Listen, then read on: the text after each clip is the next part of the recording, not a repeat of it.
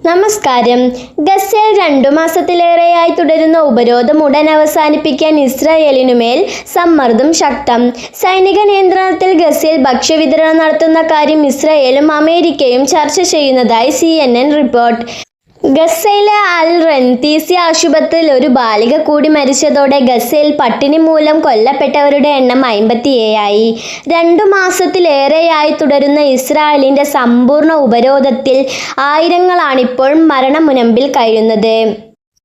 ഭക്ഷണം, വെള്ളം, ഇന്ധനം, മരുന്ന് എന്നിവ ഉടൻ ഗസയിൽ എത്തിച്ചില്ലെങ്കിൽ സ്ഥിതി സ്ഫോടനാത്മകമാകുമെന്ന് UN മുന്നറിയിപ്പ് നൽകി.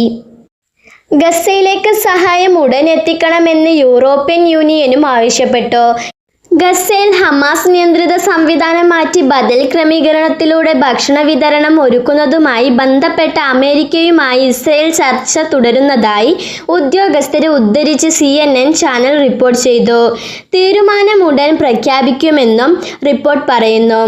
എന്നാൽ ഗസയിൽ ആക്രമണം വിപുലപ്പെടുത്തുന്നതിന് പുതുതായി ആയിരങ്ങളെ റിസർവ് സൈന്യത്തിലേക്ക് റിക്രൂട്ട് ചെയ്യാനുള്ള നടപടി ആരംഭിച്ചതായി സൈനിക നേതൃത്വം അറിയിച്ചു.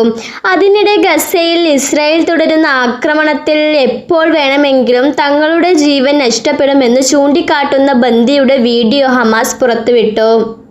2 തവണ ആക്രമണത്തിൽ നിന്ന് ഭാഗ്യം കൊണ്ട് മാത്രം രക്ഷപ്പെട്ടതാണെന്നും തങ്ങളുടെ മോചനം നെതന്യാഹു ആഗ്രഹിക്കുന്നില്ലെന്നും ബന്ദി ചൂണ്ടിക്കാട്ടി. ഇതോടെ ബന്ദിമോചനത്തിന് കരാർ വേണമെന്നാവശ്യപ്പെട്ട് പതിനായിരങ്ങൾ തെൽ അവീവിൽ റാലി നടത്തി.